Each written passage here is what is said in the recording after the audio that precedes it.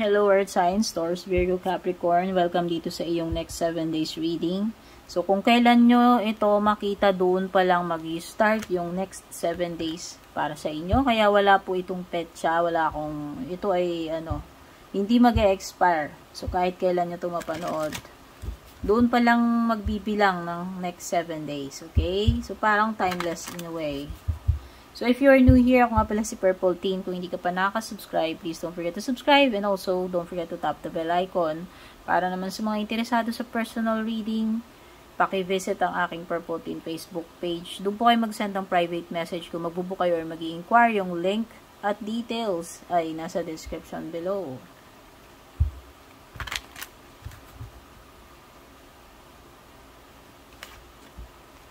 Wow! Abundance! Oh, mayroong blessings. May abundance sa papating sa inyo itong next 7 days, Earth signs. Prepare yourself for incoming abundance. Release any mental blocks you may have. Fairyland and human land. There is enough abundance for everyone. So, kasaganahan. No? Kasaganahan sa buhay, kung ano mang kasaganahan itong paparating sa iyo. Pwedeng kasaganahan ng pag-ibig, kasaganahan sa pera, kasaganahan sa health, kasaganahan sa career, no? Basta ito ay mga blessings ng kasaganahan. Kung ano man yung magiging abundance sa iyo itong next 7 days. And believe in magic. Open your eyes and see the magic that's all around in nature. The fairy of the northern lights says, you are part of nature, so you are magical too. So, ito ay believing, no? Kumbaga, yung iyong pagiging positive thinker na naniniwala ka na may magic sa mga bagay-bagay, na yung mga bagay is posibleng mangyari. Thinking positively, no? Ito yun. Maniwala ka na may mga forces na hindi natin may papaliwanag, may mga miracles, no? So, yun yung magic na nafe-feel ko rito. Believe in miracles, kasi miracles are true. At para sa mga taong hindi pa nakaranas ng miracle, ewan ko na lang kung ilang taon na ba kayo. Pero ako sa edad kong to, ang dami ko ng miracles na nakita sa buhay ko. At sa kasangkatauhan, no? Yung COVID na lang yun, yung pandemic na yan, is a miracle. Na nakasurvive tayo sa sa COVID. Imagine na ang daming namatay, parang nag-genocide. Ano yun, parang oo nga, hindi nga nagkaroon ng world war, nagkaroon naman ng warfare pagdating sa buhay, sa health, dahil sa pandemic. Alam nyo ba, 'di ba? Kung syempre alam natin lahat 'yun. Ang daming namatay nang hindi nila kapiling yung mga mahal nila sa buhay. Doon ako na, alam mo yun, doon ako naturog yung puso ko. No? Yung na-imagine ko, kahit hindi ako yung nakaranas nun, those families na namatay yung loved ones nila nang hindi nila katabi because of COVID is a work of the devil. Kasi imagine mo, ultimo bendisyon, di ba? Ewan ko hindi ko alam kung may mga experiences kayo, baka may kwento nyo, share nyo. Pero hindi ko alam kung may chance pa bang mabindisyonan. Kasi ang alam ko, diretsong cremation. No? So, ayan. Ang parang naging spiritual na labanan din yun. Hindi lang siya sa akin about yung health. More on malalim yung pagkakaunawa ko dun sa nangyaring pandemic na yan. So, yung COVID na yan is parang alam mo yun, ang daming buhay yung nasakripisyo, ang daming namatay, yung mga iba innocent souls. Minsan nga iniisip ko, may balance talaga kung titignan ninyo So, minsan sasabihin ng iba, di na lang namatay yung masamang damo, bakit yung anghel yung pa'y namatay? Iba-iba ginagawa pang katatawanan, di ba, na parang yung mga mababait, kinukuha daw agad. So, di ba parang minsan parang unfair, pero hindi may reason. Naniniwala ko na may reason si God para sa mga ganon. So, back dito sa pinag-usapan natin, believing in magic. So, dapat tayo ay laging positibo yung pananaw natin na naniniwala tayo sa mga miracles, sa mga magic, kasi yung magic na yan, ito yung, actually, hindi talaga siya superpowers natin as humans. Ang ibig sabihin lang nitong magic na to is yung faith natin. Yung positive thinking natin. Na naniniwala tayo sa ganito, magagandang bagay. Ibig sabihin, iniisip mo yung possibilities. Okay?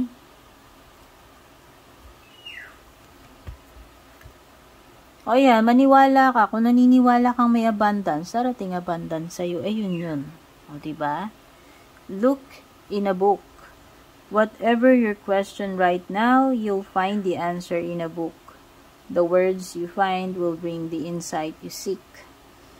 Okay? All you have to do now is look in a book para hanapin itong kasagutan sa mga tanong mo. So, ibig sabihin, kahit hindi literal na book, tumingin ka lang sa paligid mo. Andyan yung solution sa problema mo. No? Ikaw, kailangan mong gawin is to seek. Ikaw yung maghanap, hahanapin mo, syempre. Hindi naman siya kusang lalapit sa iyo, yun lang yung sinasabi nito. Pero, ayan o, kung ikaw ay maghahanap, ibig sabihin, makikita mo yung hinahanap mo versus nakaupo ka lang, hindi ka naghahanap. Okay? So, kung meron kang determinasyon na kumilos or maghanap, mahahanap mo talaga yung hinahanap mo. Yun yung sinasabi niyan, no? So, pwedeng may mga bagay dito na magbibigay sa iyo ng ideas or ng answers, no? Moderation. Is there something you know you shouldn't be eating? Try to eat mindfully and healthily. So, guilty rin ako dito, guys. Although the fairies say that a little bit of what you fancy is fine. Tama yun. May mga time na sasabihin ng iba, maliit lang naman. Di ka naman ano niyan. Kaso nga kung bawal, di ba? O yan, minsan nagiging pasaway tayo. Ang ibig sabihin nitong moderation, whether sa pagkain man yan or anything, kailangan nating regulahan, i-regulate, limitahan, or i-control. Ayan, balansehin. Moderation lang, wag labis-labis, no? So, matuto tayong mag-control. Yun yung sinasabi nito. No? Regardless kung eating habit ba to, o kung ano man, hindi lang naman ito sa pagkain, gaya nga ng sabi ko. No? I-limit yung mga bagay na dapat na kinokontrol para hindi tayo mapahamak, o diba? Too much of anything is masama. Yun. So, dapat matuto tayong yung sarili natin, kailangan alam natin mag-control sa sarili natin. Yun yung key. Moderation. Tsaka yung self-control.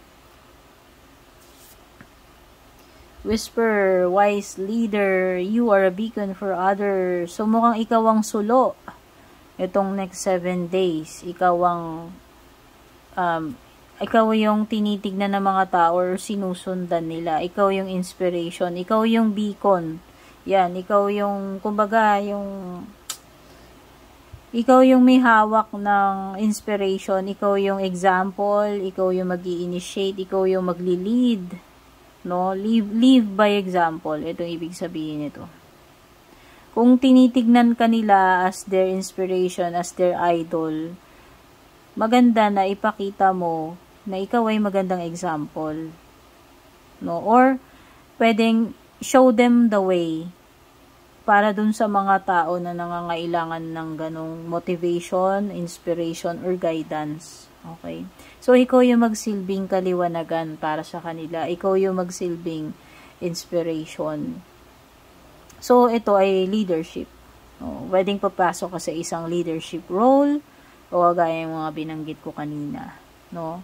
Where ikaw ay magkakaroon ng confidence to lead others, to inspire others, or to help others na alam mo yon, magawa nila yung or magawa or ma-achieve nila yung kanilang dapat ma-achieve. So para kang ano diyan, icon, o di ba? Whether spiritual man 'yan o ano maraming bagay eh. Ikaw yung tinitingala nila dito, no? People are looking up to you. Kung sino man tong mga tao na to na nakasubaybay or sinusundan ka nila. Watching clouds, lie back, rest, and relax. So, ito ay time para mag-unwind. Mag-take a break. Ganun lang kasimple yung mensahe nito. No, yung moment na gusto mo magkaroon ka ng peace of mind or makapagpahinga ka, makarecover, yan. No, ito yung time para mag-relax, mag-reflect, or i-enjoy mo itong quiet time alone. Wandering path. So, ayan, pwedeng sinasabi nito, bigyan mo rin ng oras yung sarili mo. No? Baka nakakalimutan mo na dahil sa dami ng mga gawain mo, obligations mo. So, this time, bigyan mo naman ng time yung sarili mo. No? Ayan, me time. Self-care. Wandering path. Enjoy the journey. So, alam mo, kung meron ka mang pinagdaraanan ngayon, tuloy-tuloy lang ang buhay. Just enjoy the journey. Huwag mo na masyadong i-fixate yung iyong pag-iisip dun sa mga negatives. Okay? So, lalo mo lang mai-spoil yung moment eh. Diba, the more na nag-overthink tayo, iniisip natin, ganito, ganyan lalo mong nai-spoil yung ginagawa mo, or lalong nasasayang yung time mo sa mga negatives instead na mag-focus ka na lang sa mga positives. No? Wala namang nakakasiguro sa buhay na ano ba sabi nila? Ano ba yung sabi nila doon? May nabasa ako na no one is getting out alive anyway. Diba? Pwede enjoyin mo lang yung moment since nandiyan ka na rin lang. Yun lang yun. Enjoyin mo lang itong journey mo. No need to stress. Ayun na nga, may problema na nga. Alam mo na wala. May mababago ba kung magi-stress ka? Wala. Okay? And the more pa na naiinis ka, lalong hindi ka makagawa ng maganda, lalong hindi ka makapag-isip ng maganda. O, di ba, aminin nyo? Pag mainit ulo mo, pag naiinis ka, makapag-isip ka ba ng maganda? Hindi. Enjoyin mo na lang, kahit bumpy itong pinagdaraanan mo, yung road na tinatahak mo ngayon, enjoyin mo na lang. Kasi alam mo, one way lang yung buhay natin, hindi tayo babalik. This is a short trip. Maiksi lang ang panahon natin to spoil, no? Bakit may spoilin itong maiksing panahon mo sa universe, sa mundo, sa buhay mo? Okay? Yan yun. Enjoy the journey. Uncovering treasure. Beneath the surface lies great bounty. So, pwedeng ang nafe-feel ko dito is something about a blessing in disguise. Like I told you dito. So, if you are experiencing a bumpy road, dito sa iyong buhay ngayon, pinagdaraanan mo, magulo, mahirap, uncertain, dapat enjoyin mo lang yung journey. At parang nafe-feel ko na related ito kasi pwede nga nakikita mo dito sa surface is pangit. Pangit yung presentation ngayon dito itong nare-receive mo ngayon or itong nangyayari sa iyo pangit, pero mukhang may hidden gem or merong treasure na naghihintay dito sa pinagdaraanan mong pangit. Pwedeng pangit yung panglabas, pero yung pangloob pala ay busilak. Or, pwedeng bulok-bulok yung itsura sa labas, pero pagpasok mo, napakaganda pala ng loob ng bahay, or kung ano man. No, ibig sabihin, wag mo munang i-judge tong mga nakikita mo right now, kung ano man itong presentation sa iyo, sa present situation mo. Kung ano man ang itsura nito ngayon, o how it feels right now. Mag-focus ka dun sa mangyayari, or yung nasa kalooban, yung pinaka-essence, hindi itong nasa panglabas. Oh. At pwede rin ito na wag ka ring masilaw na ginto yung labas. Oh, don't judge the book by its cover. Ayan. Okay, so ito yung, hindi pa pala tapos. Bibigyan pa pala kita ng tarot messages. Hintik na ako magpaalam. Comedy lang, no? Minsan makakalimutin na ako, pagpasensyahan nyo na po ako. Tumatanda na po kasi. Matanda na pala ako. The moon. May illuminate and dapat may illuminate dito. So, yung mga bagay na hidden ay unti-unti nang mare-reveal sa iyo. Okay? So, ito ay ang nakikita ko dito is may path na mare-reveal sa iyo no? So, pwedeng nung una hindi mo alam to or hindi mo pa naiisip.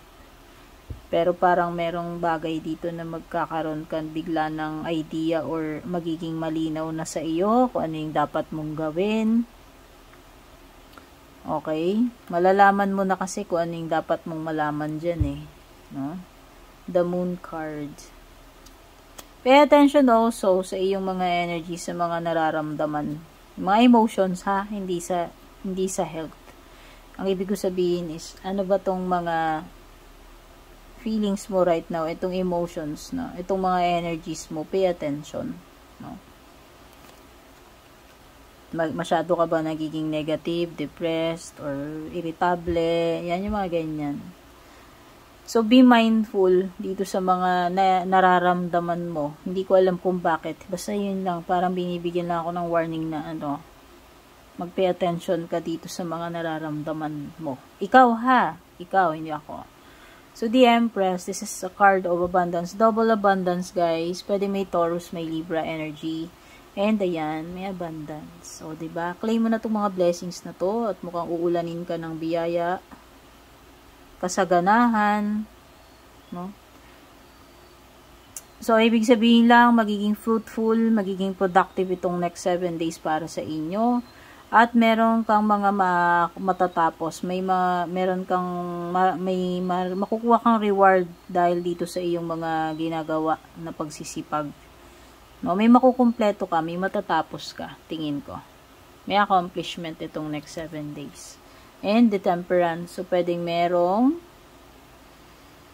Sagittarius energy. Moderation na naman, talagang pinagsasabihan ka ng angels mo.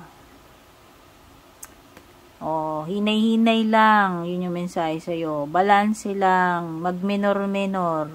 Bawas-bawasan yung mga bagay na sumusobra. Kontrolin yung mga emotions na na-out of balance. Anything na nawawala sa control is kontrolin.